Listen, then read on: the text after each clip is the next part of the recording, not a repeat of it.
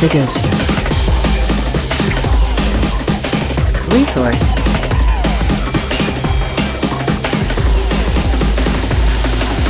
ActionFigureResource.com.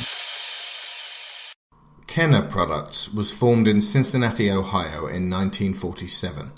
Their most significant claim to fame was, of course, the insanely successful and influential Star Wars line. But if you look at their history, they were behind a great deal of the toys we remember. Back in the 1940s, the global toy business was still in its infancy, so the first popular products were the Bubble-Matic gun and the Bubble Rocket. They were one of the first toy companies to use nationwide television advertising. In 1963, they released the Easy Bake Oven, a light bulb assisted muffin warming toy that's still on sale today. In 1966, we got Spirograph. In 1967, General Mills, who had previously bought Cincinnati-based Play-Doh manufacturer Rainbow Crafts, also purchased Kenner, making Play-Doh part of their extended business. In 1968, they also acquired game company Parker Brothers, originally founded in 1883. Then in 1975, Kenner managed their first successful television license, the $6 Million Man. This would become their business model for their remaining 25 years. In 1976, Kenner introduced Stretch Armstrong and also toys based on the Bionic Woman.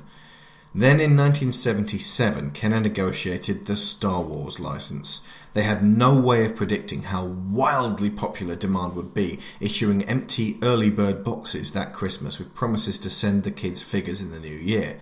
Star Wars figures. R2-D2. Chewbacca, Luke, and Princess Leia. They're the Star Wars early bird set of figures. These action figures are not yet available, but this Star Wars early bird certificate package is in stores with this colorful Star Wars picture display stand and certificate to send in to get a set of figures by mail. They'll be sent to you at home between February 1st and June 1st. The Star Wars early bird certificate package, new from Kenner. To put what followed in perspective, in the 28 years between their establishment in 1947 and 1975, Kenner made $100 million. In the 3 years between 75 and 78, they made the same amount again. That was how significant Star Wars was to them. This was also significant as it cemented the 3.75-inch scale in the action figure collection market, an industry standard from that point on. In 1980, The Empire Strikes Back was released, along with many more figures and Strawberry Shortcake.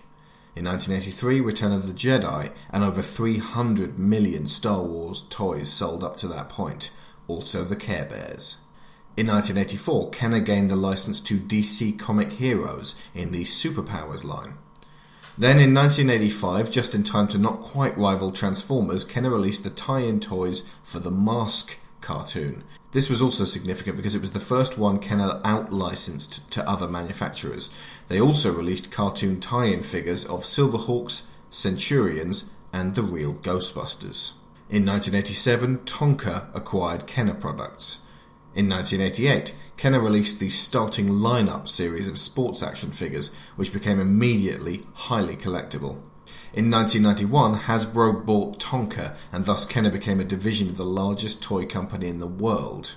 In 1993, Kenner expanded their Batman line with animated series figures. They also acquired the hugely successful Jurassic Park license for dinosaur toys. They had also by this point sold figure lines based on Beetlejuice and Bill and Ted's Excellent Adventure, Robin Hood Prince of Thieves, which recycled several Return of the Jedi molds, RoboCop, Terminator, Aliens, Predator, and tougher than all of those put together, Chuck Norris. This was a period of big, chunky, colourful figures with action features and simplistic paint detail and sculpting, definitely aimed at children, not collectors. Starting with the real Ghostbusters in 1986, Kenner began elaborating on their initial lines into wild, crazy, colourful and silly figures. While most series would start out fairly faithful to their source material, given enough time and success, you would see neon costumes, madcap action features and huge, gaudy accessories.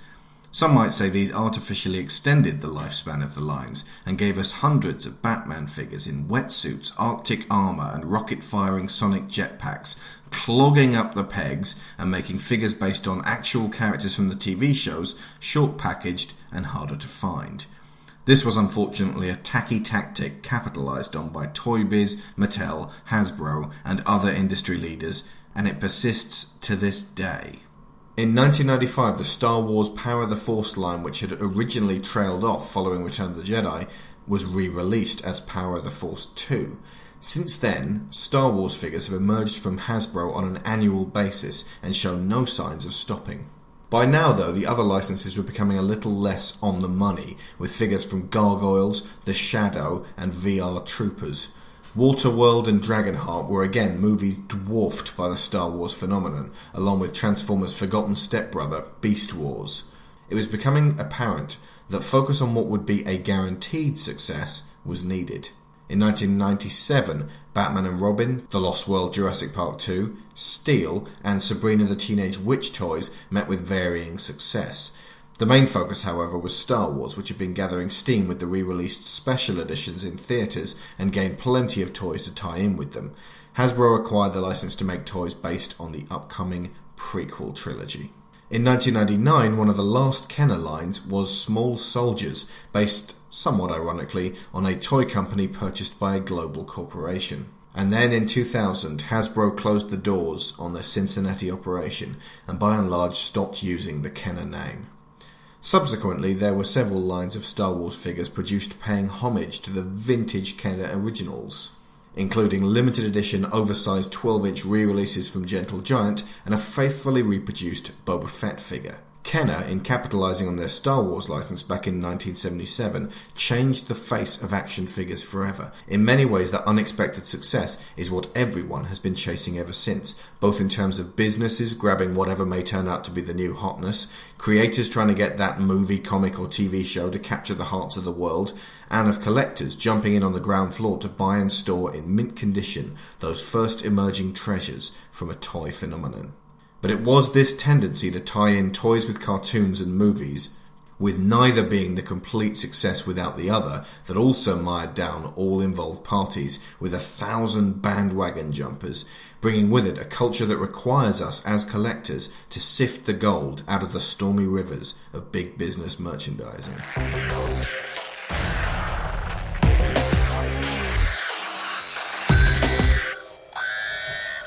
Action Figures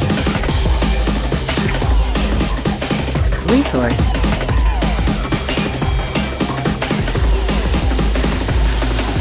ActionFigureResource.com